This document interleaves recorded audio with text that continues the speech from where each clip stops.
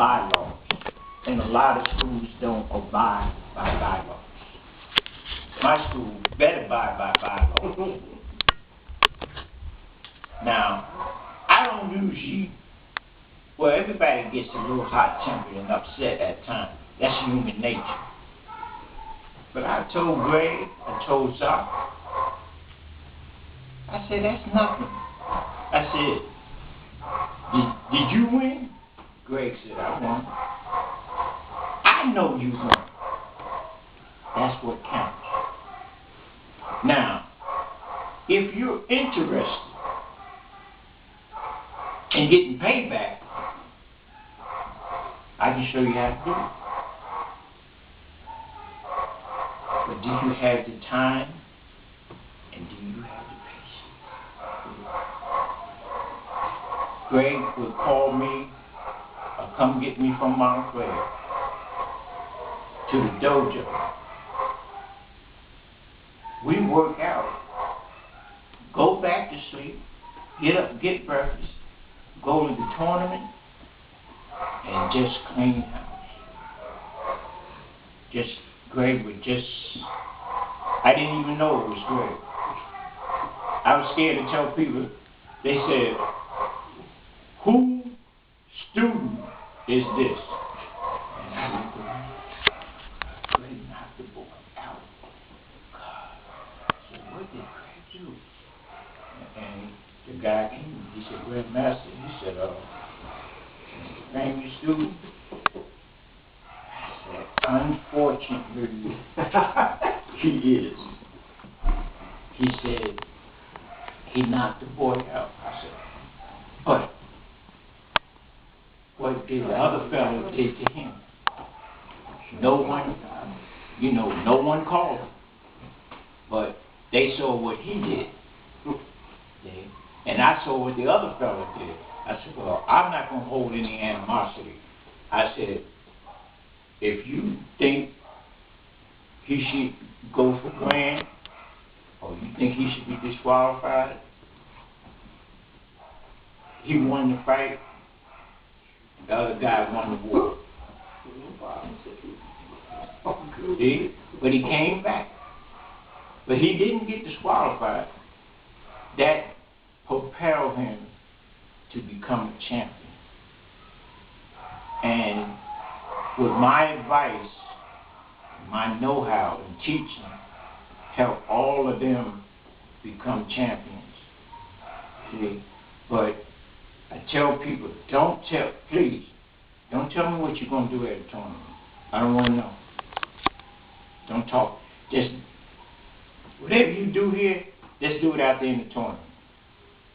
When you win, then talk. But you didn't get nothing yet. And you're doing all this braggadocio. I don't like bragging. I like people that win. Now, mind you, if you don't win, you're not going to lose me. You're not going to lose my respect. But I want people, when I see you do your best, as far as I'm concerned, you won. Because you had enough initiative to go out there and compete. That's what counts. That's what counts to me. See, you show no shame and no fault because you say, you know what, I'm going to put it out there. How the judges perceive me, all well and good. And I've told Greg, I've told Bowie, and they've all been under my care. I said, all you have to do is put it out there. Show your work from where you work from the dojo, put it on the floor. Second question. The first cop. How many times do you think you did that? One cop. First one. My first black belt collar. No. First cop. White belt collar. Oh, white belt collar. White belt collar. Oh, now we get to meat and potatoes. Man, I must have did that kata until I was the only one that knew kata. I did that white belt kata over and over. And I said, but they're simple moves. But I said to myself, that one simple move can cause you to, when I say lose, you know, like he said, don't stop, keep going. That can cause you, because see, some people start out doing a kata, say, oh man, this guy's going for first. And he'll get in the middle of the kata, and he's supposed to go left, but actually he's supposed to go right, and he went left, and messed up. So the first white belt kata I learned is very simple. It's the basics. I step forward, punch, I step, do outside block, do a leg block, step back, double punch, rising block, here, turn. Bring this leg up, look here, here, here, here, right? Now, when I go here, then it's a single punch, elbow, hammer fist, top of the head, here. Then turn back, leg block, and come up. That was my kata. And see, I always learn that no matter how much you do a kata, it becomes part of you. Then you do it in your head. Then it's scientific. Then you never forget it. And every time you work out before you leave the dojo, work on 2 or 3 movements. Work on the moves that confuse you. Don't work on the moves you know. The ones that oh, maybe I was supposed to go this way, but I was supposed to go that way. When you work on those moves that confuse you, then you can put it together. Or try to work half. I done it. I did half. When I got the first part down, then I do the second part. And then I go to the second part, to the first part. Then I go from the first to the second. I said, you know what, I'm going to put it all together, see if it works. If I do that whole thing 4 times, I'm in like Flint. Because now the kata manifests itself and it stays with me. I don't know how many katas Greg knows. And I've known some katas. My instructor, before he passed, at least gave me 6 from the wheelchair. But I know all the hand movements. So what I have to put in perspective is the kicks. But I know all the hand movements. I know the cat stand. I know. I just want them to understand that because you learn the kata doesn't mean it's perfection. It doesn't mean it stays with you. It doesn't mean that it's going to be, that's it. You ain't got to study it no more. Each one of those katas, the ones that I'm teaching you, each one of them I know I've done. The one that Becky does here, Kata Kihan, I know I did that kata 500 times. Yeah. I know I did that 500 times. Easy. And I tell you, if Greg danced tomorrow and you see him now and then see him on that floor, totally different. It's all business. That's why the guy asked me when Greg was sparring. Now I could have very well said, well, I don't allow that type of in my dojo, but we learn to hit. We learn to take a hit. Do you know I have to work out more than 2 schools together? Now, why is that? I'm going to ask you that question. Why? Because you want to get better? That's a good possibility. But what is the main reason why I have to do it?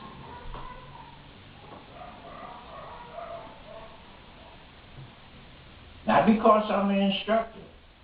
It's something else. Because you want to? No, I thought you were going to say something else, but you're hitting around. You're like warm around what you started to say. Because you need to perfect what you're teaching to pass it on. Everybody's warm, but what do you think the main reason?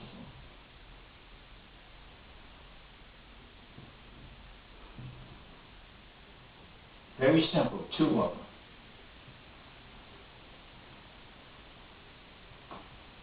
All right. The reason why I continue, because when I made a promise and an oath that as long as I can put one foot in front of the other, I was going to continue to compete. I'm not worrying about the trophies, I'm not worrying about the relics. I'm worrying about showing people that any age, at any level, you can compete. And I'm doing this because health reasons and my age. See, if I don't work out, I'm only fooling myself. See, so when I have time, like anybody else, I go to the park and I sweat. I skip rope. I'm going to push you to go to the park. Now, I'm going to ask you a question. Matter of fact, I'm going to see if you can do part of it. It's very simple. I want you to listen to me closely. I want you to try to do 8 of 5.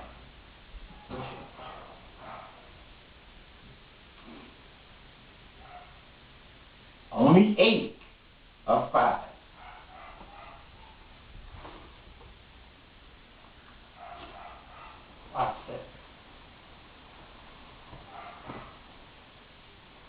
All right, I want you to do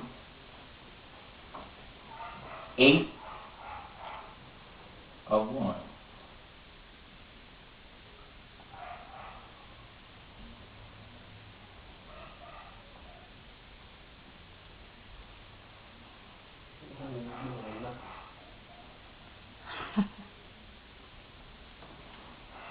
I'm not even going to ask about the song. All right. Now, Greg, I'm going to count to myself 8. And Greg is going to call out a number.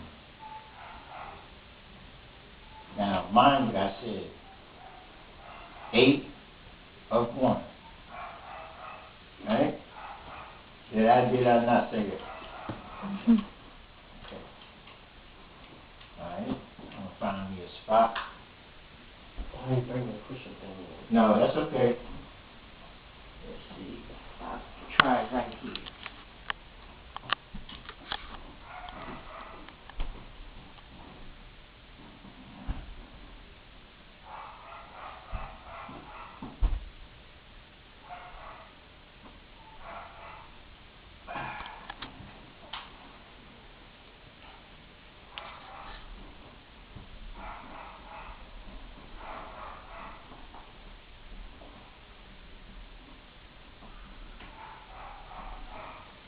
That's 1.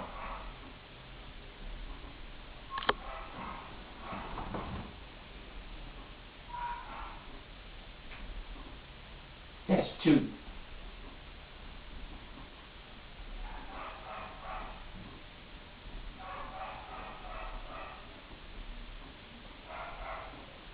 That's 3.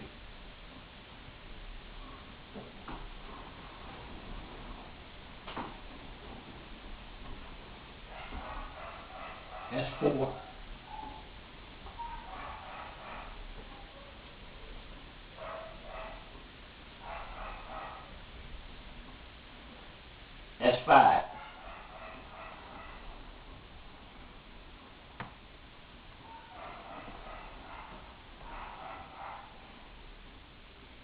That's 6. It's showing out.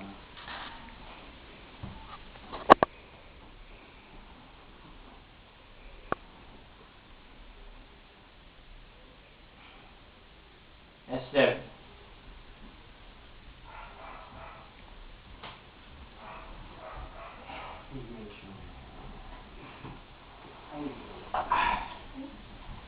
You see, I did 8. Did 1. I did 8. Did 2. Did 8. Did 3. Did 8. 4. 5. 6. 7. 8. So actually, I did 2 sets of 8. 1, 2, 3.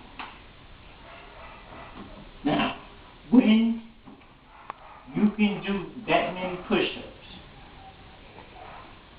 a day until you can do 50 a clip, then you can shake.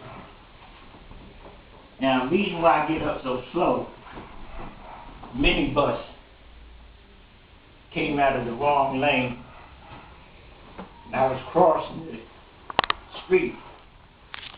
Now here's where martial arts coming again.